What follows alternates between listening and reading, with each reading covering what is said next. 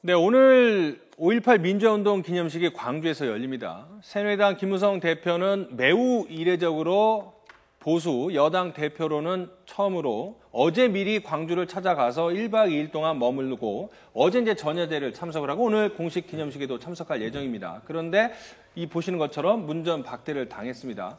김주환 YTN 정치안보 전문기자 그리고 최진영 변호사와 함께 오늘 5가지 이슈에 대해서 알아보도록 하겠습니다. 먼저 김주환 기자에게 한번 여쭤보도록 하겠습니다. 자, 당시 상황, 김무성 대표 뭐 여러 가지 문전박대를 당했는데 화면 보면서 좀 설명을 해 주시죠.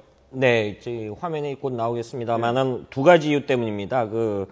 세월호 특별법 시행령 폐기하라는 여당 대표인데 그 부분에 대해서 항의가 있었고요. 그리고 이무리환 행진곡 기념곡 지정을 왜 하지 않았냐.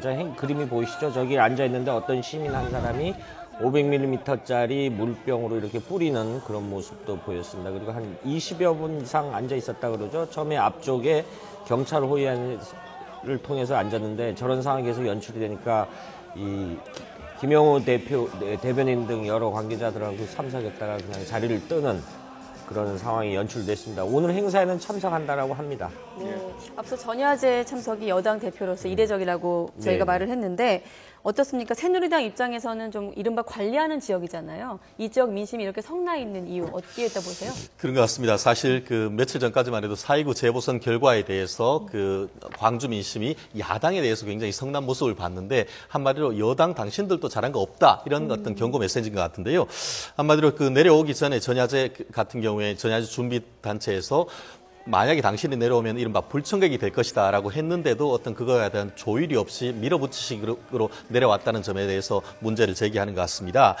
근데 국민의 입장에서는 한 가지 조금 의아한 것이 5.18 관련된 행사인데 세월호 관련된 문제를 이렇게 서로 결합시킨다는 점에서 국민들은 왜 그럴까 하는 그런 의문이 조금 있는 것 같고 또 한 가지 사실 좀 전에 이례적이라고 하셨듯이 여당 대표가 내려오는 것이 상당히 이례적인데 어떻게 보면은 무대 앞까지 갔는데 무대에 오르지 못했던 그래서 어떻게 보면은 본인들이 바라는 것을 가지고 왔는 걸 얘기를 못했지만 어떤 얘기를 하는지 한번 들어볼 기회를 한번 가졌으면 나름대로 선물도 챙길 수 있었지 않을까 하는 생각에서 어떤 제3자의 입장에서는 조금은 아쉽고 안타깝다 이런 생각을 가질 수 있었습니다.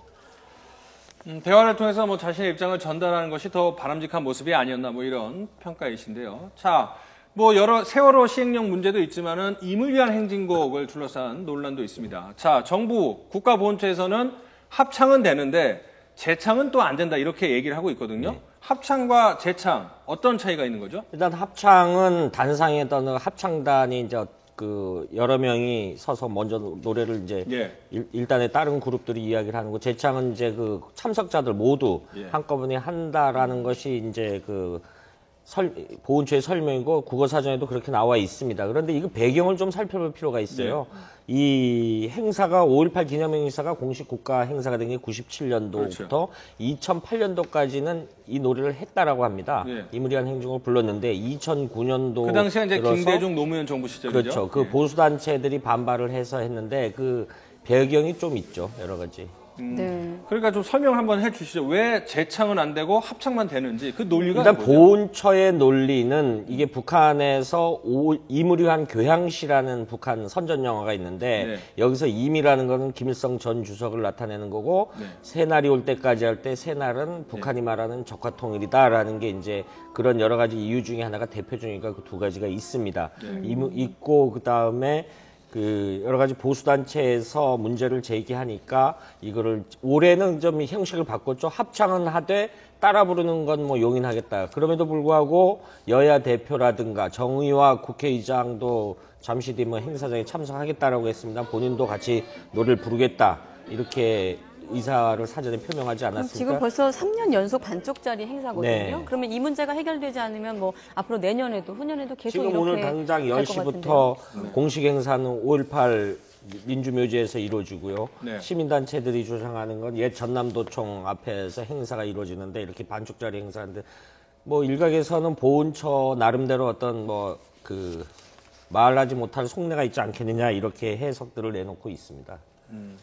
그런 정리를 하자면은 임을 위한 행진곡이라는 게 이제 민주화 운동을 했던 진영에선 상당히 의미가 있고 상징적인 노래이긴 하지만 국가보훈처가 내걸은 재창에 대한 불가피한 그런 것들 반대 이유는 북한 남북 공동 합작령에서 사용됐다. 네네. 뭐 그걸 이유를 들었군요. 실질적으로 또 그런 것도 있나 봅니다. 사실 우리가 국가보훈처 같은 경우에는 어떤 국가 행사할 때 하는 공식적인 식순이 있습니다. 그 같은 경우에는 순국 선열 및 호국 영령에 대한 묵념 이런 것을 하는데 이와 같은 경우에는 뭐 예컨대 민주 열사에 대한 묵념만 하고 또 애국가 대신에 이런 임을 위한 행진곡에 대해서만 부르는 그런 모습에 대해서 일반적인 어떤 국가 공식 행사와는 좀 다른 것인데 그와 같은 것이 일반 공식 행사의 예에 비추어서 적어도 국가보훈처의 입장에서는 허용하기 어렵다는 그런 걸 있는데 아마 어쨌든 지금 호남 민심으로서는 어떻게 보면은 호남 민심을 이런 5.18이라는 민주화의 의미를 좀 되살리려고 하는 그런 특별한 어떤 취지가 있기 때문에 그러한 어떤 국민 통합 입장에서 그것을 계속 요청을 하고 있는데